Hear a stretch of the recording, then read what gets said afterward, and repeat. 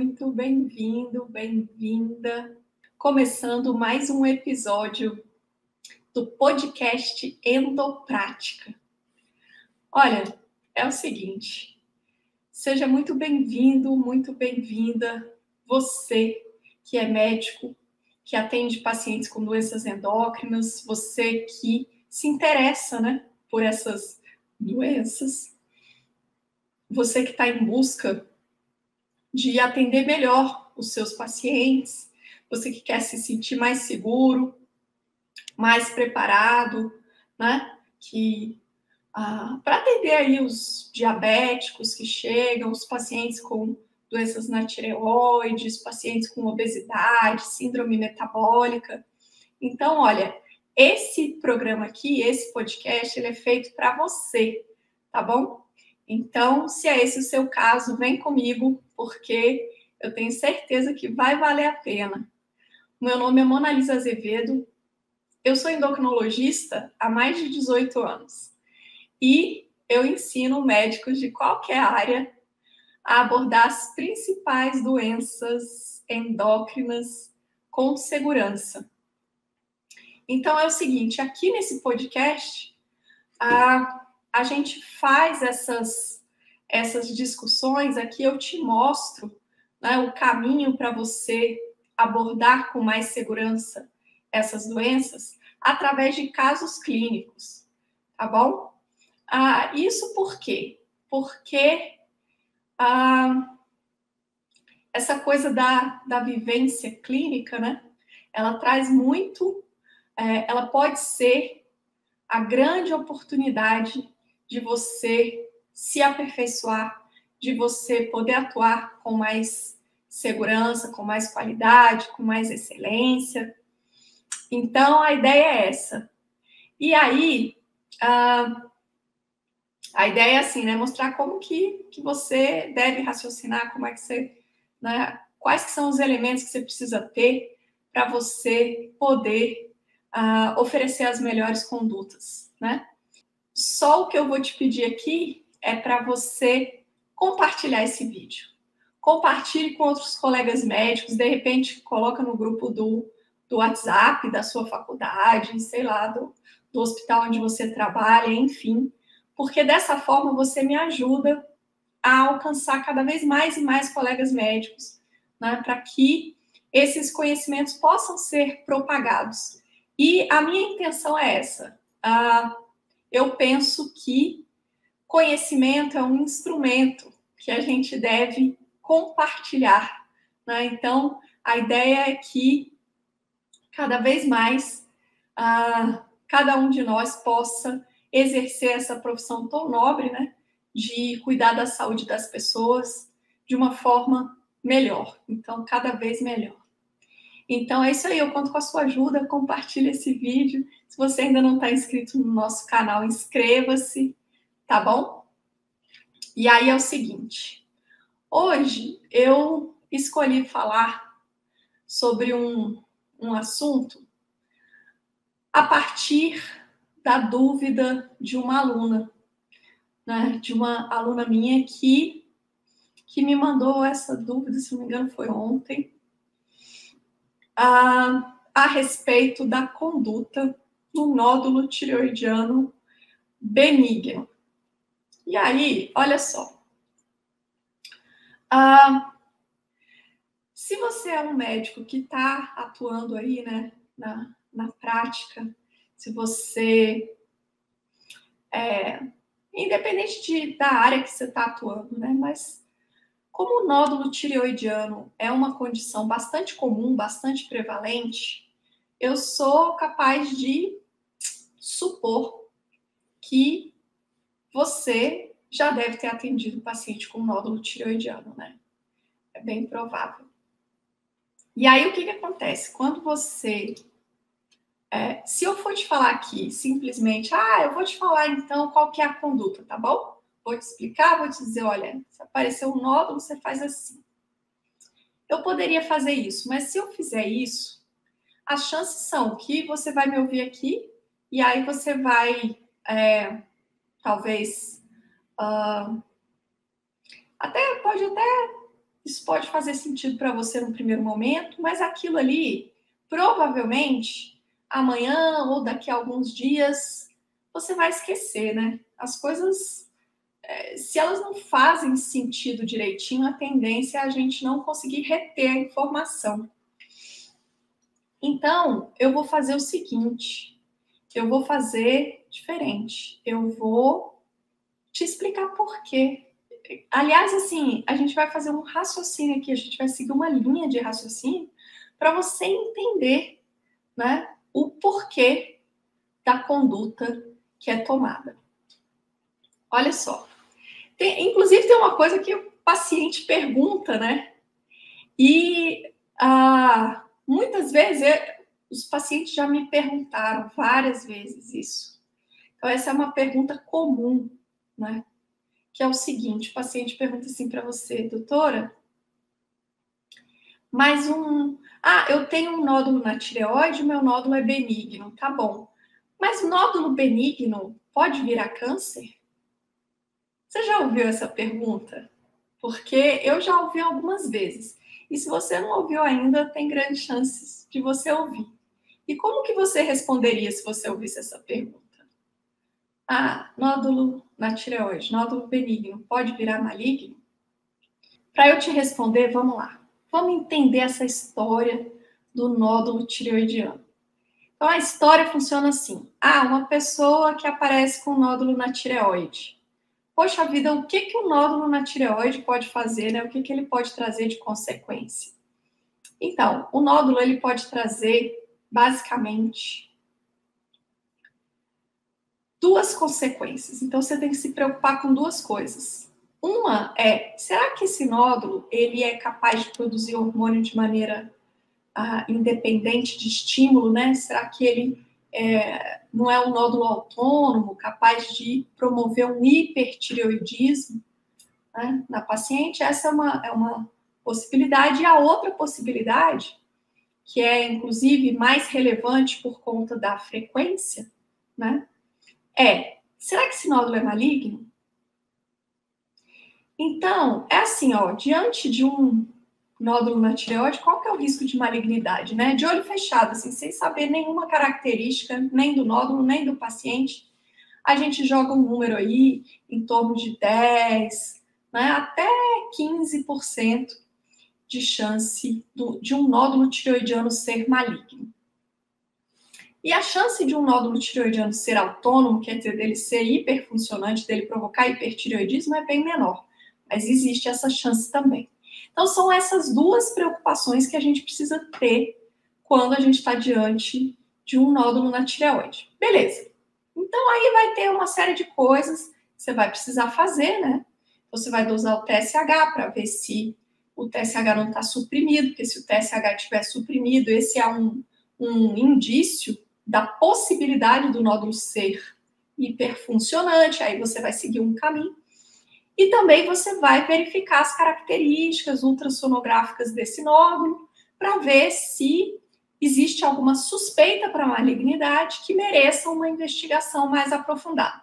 Beleza. Até aí, a gente tem mais ou menos uma historinha, né, que talvez você já conheça. Se você não conhecia ainda, ela funciona mais ou menos desse jeito que eu resumi aqui. E aí, em outros vídeos, inclusive, eu já falei bastante sobre investigação do nódulo tireoidiano, então eu te convidei para se inscrever no nosso canal.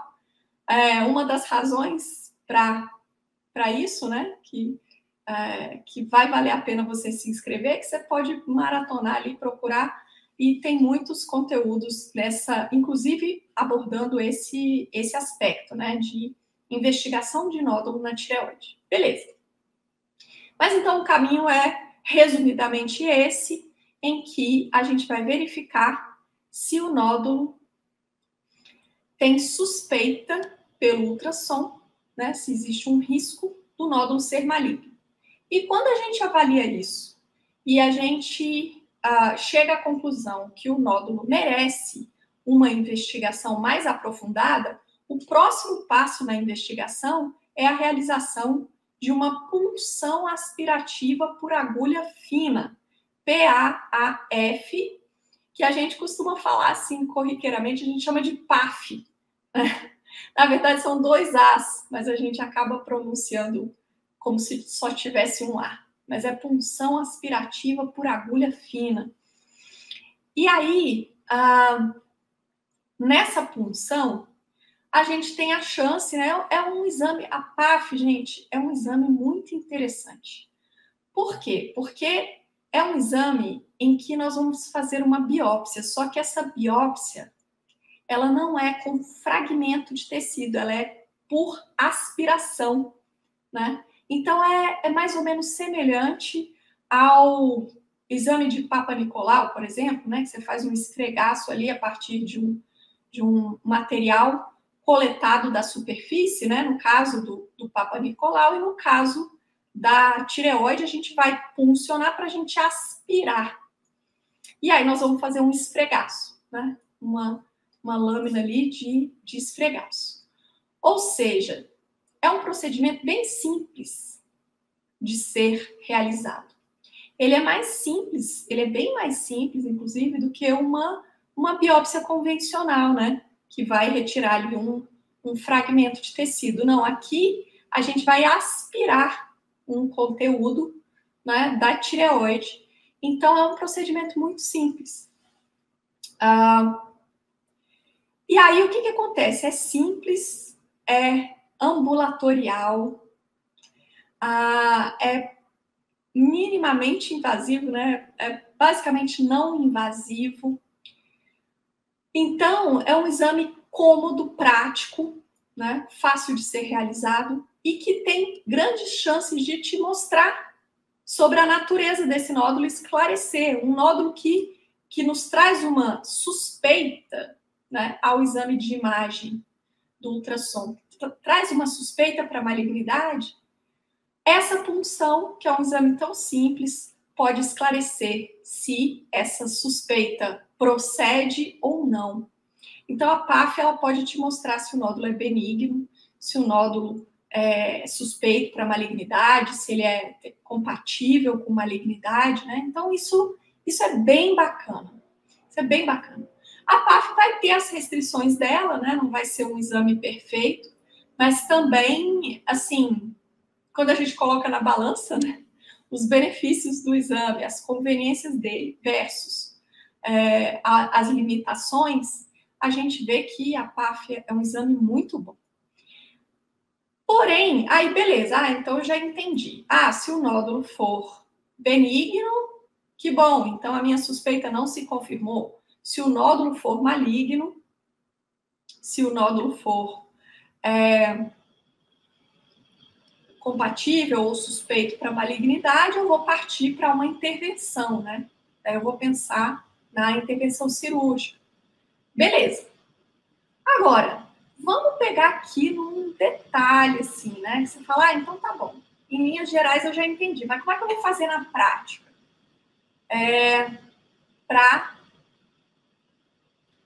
Para conduzir, né? Por exemplo, eu atendi aqui a dona Maria e essa paciente, ela tinha um nódulo tireoidiano, que era suspeito no ultrassom, eu solicitei uma PAF, e a PAF da dona Maria veio com resultado Bethesda 2. O que é isso, né? Isso aí, esse Bethesda é uma classificação para os laudos de PAF, de tireoide.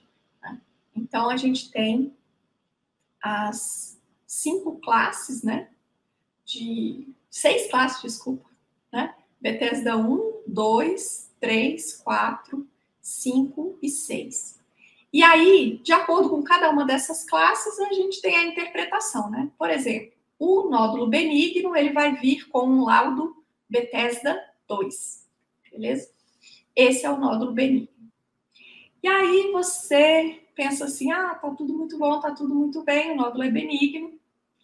E aí você fala para a paciente, olha, você não precisa se preocupar não, que esse seu nódulo é um nódulo benigno, então tá tudo bem. E aí a paciente vem com a pergunta, aquela perguntinha apimentada, que é assim: ah, doutora, mas legal, meu nódulo é benigno, mas me responde aqui, será que esse nódulo pode virar maligno? E aí, como é que você responderia? Que o que acontece? Quando a gente está diante de um nódulo que vem com uma PAF Bethesda 2, a gente diz para a paciente, fica tranquila, tudo bem, esse nódulo é benigno. E aí a gente também fala assim, olha, daqui a um ano a gente vai repetir esse ultrassom, tá bom?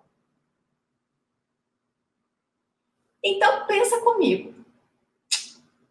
Se o nódulo, a punção está me dizendo que ele é benigno, mas eu não dou alta para paciente, eu não falo, então tá bom, esquece esse nódulo, que ele é benigno. Não, eu pego e falo, olha, daqui a um ano a gente vai repetir o ultrassom. Então, essa conduta, né? Se você parar para pensar, mas então quer dizer que esse nódulo que é benigno, será que ele pode virar maligno? Qual será a resposta para a pergunta dela, né? Será que a resposta é sim? E aí, o que acontece? Eu preciso te dizer uma coisa muito importante. Vamos dar um passinho atrás, que aí você vai entender essa história de uma vez por todas. O negócio clarear na sua mente e você não ficar só dependendo de decorar condutas, né? Se, no nódulo faz isso, não sei o quê, repete, não repete, faz isso, faz aquilo. Não, peraí, vamos entender o que está por trás e vamos entender por que tal conduta é recomendada. No nosso caso aqui, vamos entender por que diante de um nódulo tireoidiano Bethesda 2, nós vamos pedir para a paciente voltar daqui a um ano com um novo ultrassom. É o seguinte, primeira coisa, tem que ficar bem claro na sua cabeça para quando a paciente perguntar, você não ter dúvida para responder. Nódulo tireoidiano benigno, ele não vira maligno. O nódulo que é benigno, ele é benigno a vida inteira. E o nódulo que é maligno, sempre foi maligno. Tá? São duas pessoas totalmente diferentes que não têm parentesco. Tá bom? Então, nódulo benigno na tireoide, nódulo benigno não vira maligno. Tá? E aí você falou, mas então essa conduta aí não bate, porque você falou que o nódulo é benigno, e aí depois você vai pedir ultrassom para quê, né? Então dá alta logo para paciente, poxa. Então vamos lá, aqui vem o pulo do gato, aqui vem a informação preciosa que você precisa ter, que te permite raciocinar e faz com que você tenha clareza e segurança na hora de conduzir o seu paciente. É esse empilhamento aí, né? Eu fui falando algumas coisas e tô acrescentando outras coisas aqui, para a gente chegar no empilhamento que você quer que caia a ficha. Opa, agora sim. Então vamos lá, seguinte. A PAF, então a biópsia, né, aspirativa, que a gente faz por agulha fina, você vai fazer o quê? Você vai aspirar o material, vai colocar na lâmina, né, fazer um esfregaço. E aí o patologista vai olhar no microscópio e vai ver células que foram aspiradas, que foram retiradas do seu tecido original, né? A gente não vai ter um fragmento de tecido ali, não. A gente tem células que foram aspiradas. Então, isso, quando a gente compara com um exame anatomopatológico, né? Você pegar a peça cirúrgica, pega lá o nódulo, né? E aí faz os cortes, prepara as lâminas, cora e vai olhar no microscópio. Aí a gente está falando de padrão ouro. Aí a gente está falando do que é real, né? Do diagnóstico final.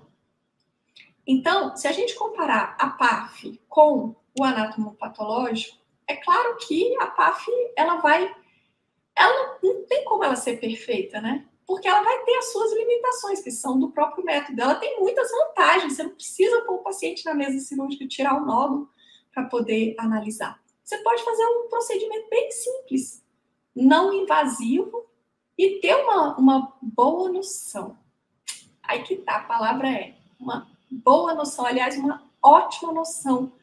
Porém, ela não é perfeita, ou seja, não é 100%. Então, o que acontece? Quando a gente tem um resultado de PAF que veio benigno, isso significa que eu tenho chances altíssimas de que esse resultado esteja correto. É tipo assim, 98, 99% de valor preditivo positivo. Quer dizer, é quase certo que aquele nódulo da Dona Maria realmente é um nódulo benigno. Porém, existe aquele 1% até 1 a 2% ali de chance desse laudo de PAF estar errado. Na verdade, o nódulo da Dona Maria é maligno, mas o exame está dizendo para mim que ele é benigno. Olha só, a chance disso acontecer, ela é pequenininha. Em cada 100 Donas Marias que chegam, né, com um resultado de PAF Bethesda 2, uma ou talvez duas, na verdade, tem um câncer. As outras todas têm realmente um nódulo benigno. Legal. Aí, o que acontece? Quando a gente analisa esse resultado e vem um Bethesda 2, o que a gente deve, né? Como que a gente vai pensar? Bom, a gente vai acreditar que o nódulo é benigno mesmo e a gente não vai encaminhar a paciente para procedimento cirúrgico, nada disso, né? A gente já sabe que o nódulo tireoidiano não vai atrapalhar a tireoide de funcionar, né? E se ele é um nódulo benigno, tá tudo bem ele ficar aí, tá tudo bem. Beleza, essa é a conduta que você vai tomar. Porém, você vai ficar com aquela pulguinha atrás da orelha de pensar, poxa vida, mas será que a Dona Maria é o 1 a 2%? Ou será que a Dona Maria está nos 99%? É por isso que a gente pede para repetir o ultrassom dali um ano. Por quê? Porque se a Dona Maria cair naquele pequeno percentual, né, na raridade de o laudo da PAF estar errado, eu vou ter a oportunidade de verificar isso. Se ela repetir o ultrassom e o ultrassom me mostrar que esse nódulo cresceu além do esperado para um nódulo benigno, ou então que as características ali no ultrassom se modificaram e agora esse nódulo está mais feio, ele está mais suspeito, ele tem mais características ultrassonográficas suspeitas. Então, uma das duas coisas, ou se ele crescer além do esperado para um nódulo benigno, ou se ele mudar as características, piorar as características, falar, nossa, agora ele está mais feio do que ele era um ano atrás. Daí, isso vai te fazer pensar, poxa vida, pode ser que a Dona Maria esteja no 1 a 2% ali, né? E pode ser que esse laudo esteja errado, então o que eu vou fazer? Eu vou pedir para repetir a punção. Porque daí, numa segunda oportunidade, né, eu tenho chance de detectar caso esse nódulo eventualmente seja maligno. Então, olha só como que as coisas vão se encaixando, né? Se a Dona Maria te perguntar, nódulo benigno vira maligno, você fala para ela com todas as letras e total segurança. Não, Dona Maria, não. Pode ficar tranquila, nódulo benigno é sempre benigno e nódulo maligno é sempre maligno, eles não são parentes, não são primos, um não vira o outro. Porém, a gente vai acompanhar para ver se vai aparecer alguma coisa, né? Se pode aparecer alguma informação nova, enfim. E ponto final. Ponto final. Certo? Então, assim, ó, o nosso raciocínio, o que está por trás, né? que está por trás é o seguinte: a gente faz um raciocínio lógico com base nos conhecimentos. Então, o que é conhecimento aqui? Conhecimento é que a PAF é um excelente exame, né? É um exame que nos ajuda demais, mas ele não é 100%. 100% é tirar o nódulo e avaliar a peça. É o AP, né? É o anatomopatológico. E, então, assim, a PAF, ela é excelente, é ela que define a nossa conduta. A PAF fala que é benigno, a minha conduta é de acordo com esse diagnóstico. Porém, isso não significa que eu precise ignorar a informação de que, apesar da PAF ser ótima, ela pode errar, né? Eventualmente ela pode errar. Então, se você quer atuar sem medo de errar, né? Daí a coisa funciona assim. Você entende o que você está fazendo? Você tem segurança. Se você tem segurança, o paciente se sente seguro também. Ele confia em você. Então, isso daí é um bate-volta, né? Você se sente seguro, o paciente confia em você, uma coisa alimenta a outra. Então, é assim que a gente constrói, né? Um atendimento com segurança. E aí, voltando ao raciocínio que eu comecei aqui, se eu simplesmente dissesse para você, eu recebi uma pergunta que foi, como que é a conduta diante de um nódulo benigno, um nódulo Bethesda 2, né? Eu poderia simplesmente ter falado, olha, a conduta é assim, você pega e repete a ultrassom daqui a um ano. Cara, se eu só te falasse isso, você ia sair daqui talvez satisfeito, né? Assim, legal, entendi. E aí, amanhã, depois, na semana que vem, que você viu outros casos, outros pacientes, aí você atendeu diabetes, você atendeu hipertenso, você atendeu, sei lá, né? O paciente com gastrite, sei lá, com tantas outras coisas. E aí, cadê a informação, né? A hora que chegasse um outro paciente com um nódulo tireoidiano benigno, e aí você fala, opa, como é que é mesmo? Tem que repetir, não tem que repetir? Daqui, não sei o quê. O que eu faço? Eu dou alta, eu não dou alta? Né? Então, assim, daí você não aterriza, você não consegue ter isso como uma aquisição de conhecimento de verdade, né? Então, agora, por outro lado, se você entende exatamente, né, o cenário que você está vivendo ali, se você tem esses elementos que a gente foi falando aqui, aí é outra história. Aí fica muito mais fácil, né, de você raciocinar na hora que chegar o paciente. Aí não importa se é amanhã, se daqui a um mês, daqui a um ano, daqui a 2 anos, né, o conhecimento está ali, acabou. É seu, ninguém tasca, né? É tipo isso. Então,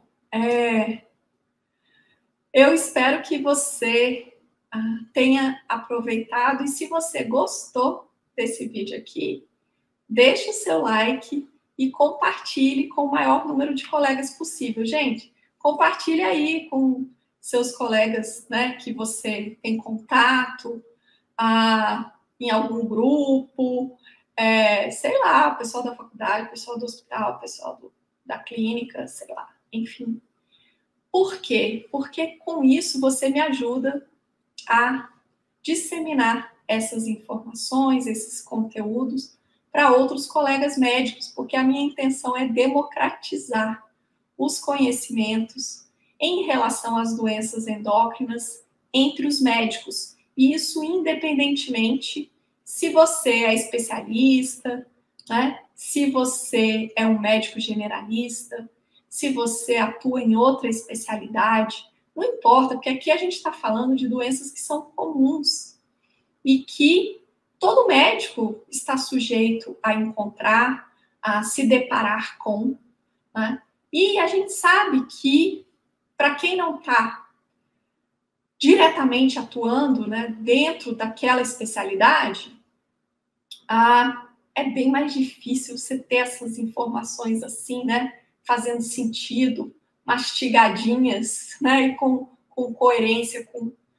Então, assim, e quem sai ganhando, se mais colegas médicos têm acesso a esses conhecimentos, quem sai ganhando são os pacientes, tá?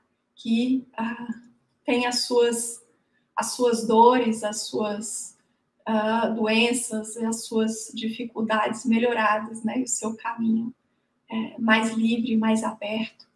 Então, a ideia é essa. A ideia é que a gente possa democratizar. E aí é o seguinte, eu quero muito saber quais que são as suas dúvidas, né? Se esse conteúdo aqui foi relevante para você, me conta no direct, me manda uma mensagem se te sobrou alguma dúvida, se você gostaria de me ouvir falar sobre alguma outra situação, se você atendeu um caso clínico que te trouxe dúvidas, enfim, porque eu vou ter o maior prazer em te responder e, de repente, a sua dúvida pode ser a dúvida de vários outros colegas. Então, a ideia é essa, tá bom? E aí é o seguinte, esse daqui foi mais um episódio do podcast Endoprática, onde a gente discute temas relevantes, né, aspectos importantes da abordagem dos pacientes com as doenças endócrinas mais comuns, à base de casos clínicos, né, sempre com